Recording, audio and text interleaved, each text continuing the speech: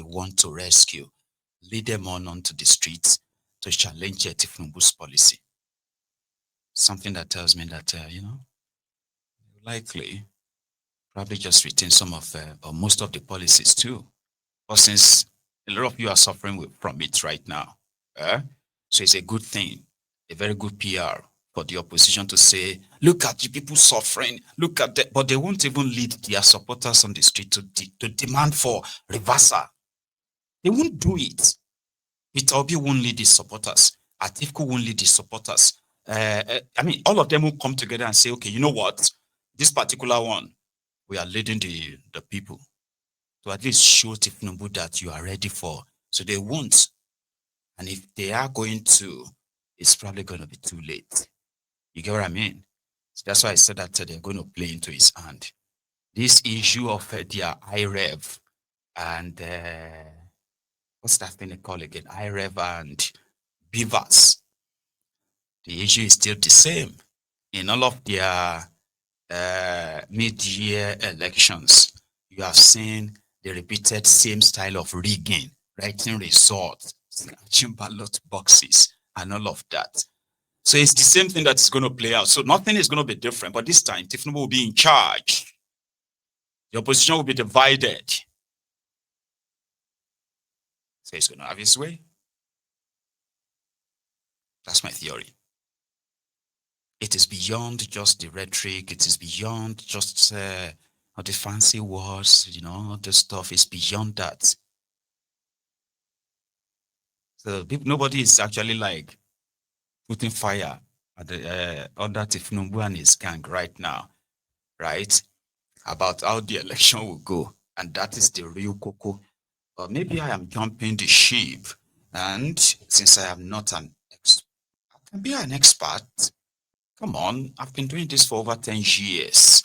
That's enough for me to become a professor when it comes to this, their politics. And I can sit down and write something that will be so close to any projection.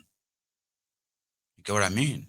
So when they talk about Tifnubu's, what's that called? Power of incumbency. It's not just because he controls the army, he controls the police. No.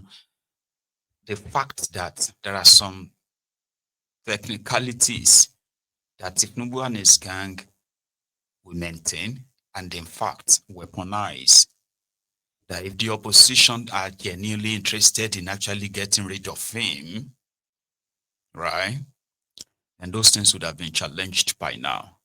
They would have started giving him the vibe of, if you rig the election, do you see the number of people that came out in Anambra? Do you see the number of people that came out in Port Harcourt? Do you see the number of people that came out in Kano? Do you see the number of, do you see the number? Hundreds of thousands, led by this one, led by that one, just so you know. But they won't do it. I don't know. They won't do it, which makes me believe that most of what they tend to condemn, because you are condemning them, you are affected. You are the victim. You are condemning them. So they are condemning them too. But if they genuinely really condemns them, right, Baba, they will not be afraid to tell the government, say, you know what, there are millions of people that feels like this, and we are ready to tell you that you either change this, right, or we change you. And then let them shoot you. Let them shoot at Tifku, let them shoot tear gas and all that, and see how that plays out. But they won't do it. They won't do it. The last time they did it was Boko Haram, Tifnubu, El Rufaya, Atifku, Amechi, and all of it, when they staged a protest against time, remember? In 2014. Okay. In Abuja. They must conduct election. They must bring back the girls. Bring back our girls and all that. Here is what Kenneth Okonkwo, his own take on how the opposition are planning to, to move on the moment they choose a flag bearer. So that you will attract other aspirants. And when they come into primary, whoever wins, they will be the support base that he would have from all the zones that will help him to win the general election. Winning the primary election does not make you president. The most important thing is the general election. I'm still unclear as to what changed, though.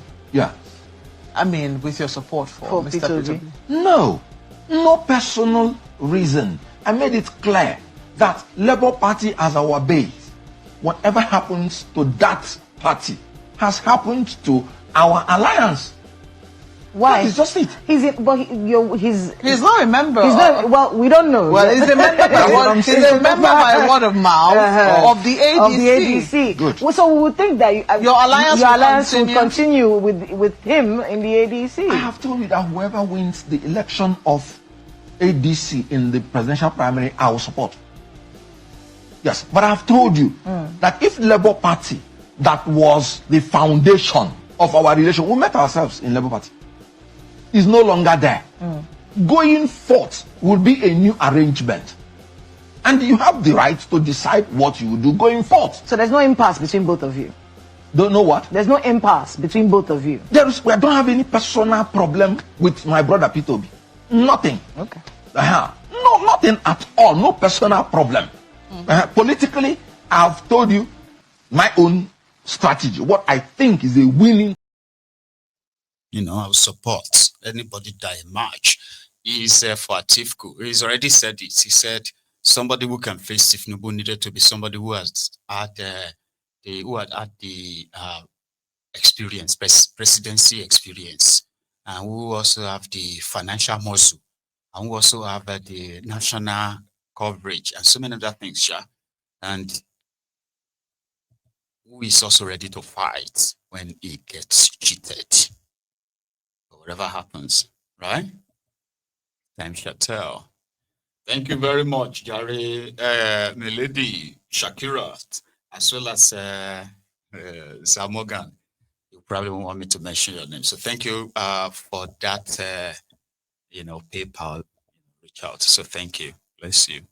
So yeah, you can support Maiyegun via the PayPal link. Is so straightforward. Once you click the link, it takes you to that small page, and all it takes is just how much do you want to give? $1, $2, or £1. That's it. All right? Or you can buy me a coffee, which hang on, I think I could put that one on the screen. And all you have to do is just use your phone to scan the QR code. It's called QR code. So scan it, and there's going to be a link that will show up on your phone. Tap it. Once you tap that link, it will take you straight to buy me a coffee. Right? Let me put it on the screen. One sec. Yeah, that's what it looks like. So if you put on the camera of your phone on your screen, whether it is the TV or another phone, right, you can get the link. Somebody will drop the link in the comment as well. Okay. So thank you. Let us go to the next one. Our time is almost done.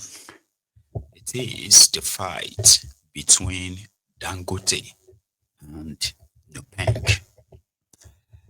Few days ago, we pretty much touched that, talking about the reason why NUPENG insisted that Dangote must unionize his workforce. Dangote received about 4,000 trucks, CNG trucks, to transport his products to the filling stations across the country who are affiliated to him. So he signed this kind of like retail deal with some oil fuel distributors in Nigeria. So their outlets will receive Dangote's fuel. And his offer is that he's going to be delivering them for free. Meanwhile, going ahead to do that, not unionizing his drivers, means that NUPENG may be losing nearly 1 billion naira every month, 12 billion naira or more every year from Dangote's businesses alone. So they insisted, because they also believe that the workers will be able to fight for their rights if they are not unionized. It's unionized. So if they are not unionized, however, they were invited to a meeting called by the Ministry of Labor in Nigeria, the Minister of Labor and the Minister of something under Tinubu a few days ago. So they reached an agreement in that agreement, it is said that, right, this was the, okay, hang on, that's the release. So this was supposed to be the agreement, okay, that since workers' unionization, okay, so unionization is a right in line with the provisions of the extant laws. The management of Dangote Refinery and petrochemicals agreed to the unionization of employees of Dangote Refinery and unionization of employees of petrochemicals who are willing to unionize. That the process of unionization shall commence immediately and be completed within 2 weeks, this September. And it was agreed that the employer will not set up any other union. Arising from this strike notice, no worker or employee of Dangote Refinery and Petrochemical will be victimized. Parties will revert to the Honorable Minister of Labour a week. And, after the conclusion of the engagement, based on the MOU, NUPENG agreed to suspend the industrial action with immediate effect. That was the news. So everything seems to be all right. Everything seemed to be fine until this morning or last night when NUPENG changed their stand. Because according to them, Dangote can't be trusted. So they released a statement. In that statement, okay, I think I have it on the screen. Yeah. In this statement, they said this is to alert the general public and the government of the Federal Republic of Nigeria that notwithstanding the resolution reached and signed at the office of the DSS with 3 ministers of the Federal Republic of Nigeria and the Deputy Director General of the DSS in attendance, wetin concern DSS and industrial action, for goodness sake, man. Anyway, let's go to paragraph 2. Today, Thursday, 11th September 2025, he instructed them to forcefully drive into Dangote Refinery to load, and union officials stopped them from entering the refinery to load because their trucks violated union loading rules and regulations. Alhaji Sayu Aliu Dantata flew over them several times with his helicopter and then called the Navy of the Federal Republic to come over, ostensibly to crush the union officials. Our members are willing, our members are waiting for him and his agents to run them over. We call on everyone to let Alhaji Sayu Aliu Dantata know that he is not bigger than the Federal Republic of Nigeria, and we strongly condemn his arrogant attitude towards official institutions of this great country and blatant lack of respect for the laws of this country. We call on the federal government not to allow the Navy and other security agents being paid by the resources of this country to be used with impunity against the laws and the people of this country. Security agents should not allow an individual to ride roughshod with impunity, even while not observing terms of agreement reached in meeting in which security agents facilitated along with ministers of the Federal Republic of Nigeria. We are, by this statement, placing all our members on red alert for the resumption of the suspended national industrial action and calling on the Nigeria Labour Congress, trade union, and all of them to please join us because our agreement with Dangote don't break down. Indeed, the drama in front of the Dangote's refinery was cut for about 50 seconds, and I have a copy of that. This was them, the NUPENG drivers, blocking the entrance, preventing the trucks that Dantata brought in to load. And primarily, right, NUPENG needs to be paid 125,000 naira before you load anything. It's called loading fee. So Dangote is already dealing with some other small marketers that are already complete. I don't know if Princess is watching though, but I'm coming back to that. So these NUPENG guys are saying that they are fighting for their life, that if Dangote should go on like this, not only that they will lose money, they are also going to lose their jobs. Others are saying, but there are other importers now. They said, no, Dangote is trying to monopolize the importation, monopolize the oil industry, the fuel and petrol industry or something. Here, in front of Dangote Refinery or petrochemicals in Lagos. Yeah, this is a total blockage of Dangote Refinery main gate. When it is due to follow the MOU you have signed before the ministers and other stakeholders in Abuja, now come home for another team, performing another team entirely. So we continue doing anti-union. So there we are now. Yeah, we just started.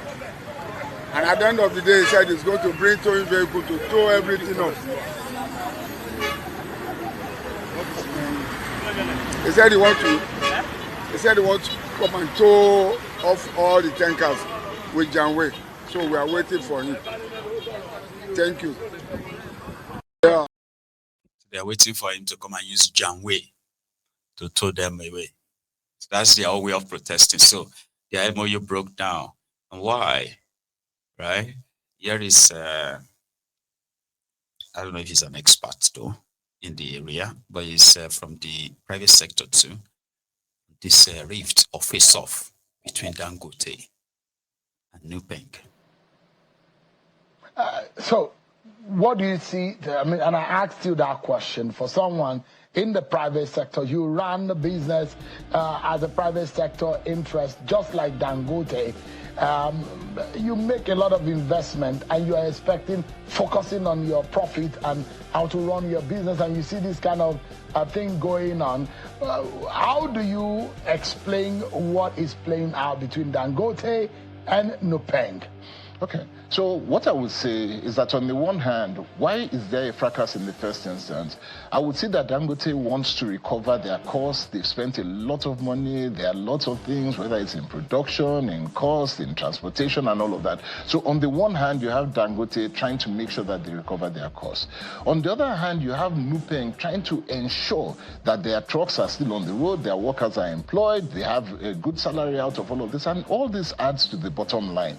So you have the NUPENG and the protection of workers increasing cost, whether it's marginally or otherwise. But their position will ensure that there is a marginal increase in cost on the NUPENG end.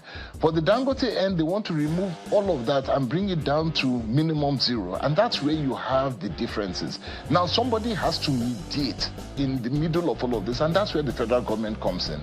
They sit down and mediate and look at the NUPENG cost and agree to arrive at a point that should be okay. And Dangote then agrees to pay what has been negotiated. Once you have come to that agreement, which is what I believe had been agreed to, once that agreement has been done by all parties, my position, if I was in the business sector, would be to begin to operate that and see how it turns out in the bottom line. You can always come back to renegotiate a position, but to cancel and not do it at all, I think it portends dangerous signals for the industry. Do you think that Dangote Refinery is handling these in the right way? Well, what I would say is that if they signed an agreement, and that agreement which we all saw, that agreement had certain conditions to be met. The minute you sign that agreement, integrity demands that you obey or you stand by your agreement. If you're going to renegotiate the agreement or there are things that you don't like, then you call everybody together and you renegotiate it. What I saw, and from the federal government's perspective, an agreement was reached. And as long as that agreement has been reached, then my position would be that you have to honor the agreement. You get that now? And in a simpler explanation, right? Dangote built a $20 billion refinery. It was supposed to be getting its crude oil from Nigeria. That was the arrangement, the agreement is signed. And in the process, he said he would give Nigeria shares in his refinery, not considering how much Nigeria also gave him for this same refinery under a shady arrangement that Emefiole claimed that Dangote has repaid back the money even before a drop of a teaspoonful of crude oil could be refined. So the arrangement he had with Nigeria got broken because Boko Haram and his gang used the crude oil allocation, the local allocation, the crude oil allocation for the local refiners as part of their deal with the IOCs, the international oil companies, the real people that are extracting Nigeria crude oil, all right? So they give Nigeria about 45% of the proceed. And then they also make sure that a combined total of 300,000 barrel of crude oil every day is also given to Nigeria. This ordinarily should have been the crude oil allocation to Nigeria's refineries if they were working. However, what Boko Haram and this gang did with that crude oil, remember that Nigerian refineries were working at over 55% capacity in 2015. That was the horrible Nigeria they said they inherited. And when Boko Haram was leaving, not a single refinery in Nigeria was working, not a single one. Not only that, the 300,000 barrels of crude oil every day allocated to Nigeria has now been given and used as a collateral for a loan that Boko Haram took. Now, Nigeria has no extra crude oil, not for the local refiners, not for Dangote. So that breached that arrangement to the point that Dangote now started buying crude oil from America. Nigeria used to export crude oil. Now, because of Dangote, Nigeria is now importing crude oil. So it's easier to get crude oil from Texas than to get it from Bayelsa under the APC. So in this process, right, Dangote as a business is believed that he's doing everything to make sure that he recoup his money. Now that he's sorted his crude oil from outside Nigeria to the finished product, the first set of people that came after him were the government agency, the one in charge of the crude oil. They were supposed to tell you if the production, the refined product of Dangote refinery meets any standard at all. Then they came out and they said that Dangote's oil didn't meet any standard. Remember that drama? So they were the first to come for him. The another set was was he going to get his product to the to the filling stations, put it that way. So he will need NUPENG, he will need all the truckers, and with their help, he will be able to get his product straight down to the people that will patronize him. And he faced another challenge there because in the time that Dangote said he's got refined products ready to supply Nigeria markets, it was also around the time that Mele Kyari of NNPC, right, and his associate in Ohando, Wale Tinubu and others, were importing the highest ever imported products to Nigeria under any government. So it contradicted what they were telling us. They were celebrating that Dangote refineries now that is working is enough to stop, it's going to strengthen the Naira and it's going to stop importation of fuel. But the reality, they were importing more. So it became the contest between Dangote's product and those ones who are importing. Those who are importing the product, they were in government. They were making so much money from dollar subsidy because they needed the dollars as well. So this scheme behind the scene makes Dangote, right, a threat. I remember it is the industry where everything was like working the way they wanted it to. Dangote is the new entrant. So the main message they could tell everyone then was that he's coming to monopolize the market easily. It is easily sold. If it comes to monopolize the market, all of you will lose your job, all of you will lose your businesses and all of that stuff. That works well within them. However, Dangote with his own money and his investments, needing to recoup his money, muted a different idea. I could actually bypass all these people. Government, their agents, the oil marketers, the truckers. If I decided to go make deal with some of these oil outlets, the fuel outlets, the filling stations, and indeed, it's like going on to say, okay, I'm making a deal with, just an example, I'm making a deal with fat gems or fat gems. And you know that fat gems alone have like maybe 400 outlets across Nigeria. And I decided to go and make another deal with Princess Oil. And Princess Oil has like maybe 800 or 900 outlets. So I decided to make deal with maybe 4 or 5 of these outlets. And at the combination, the combined total of maybe 2,000 outlets across the country. And you're like, okay, that's good. But in this case, it's like Dangote succeeded in securing a deal with some, filling stations and their outlets that will run up to like over 4,000. So what did he do? He placed order for 10,000 CNG trucks, right?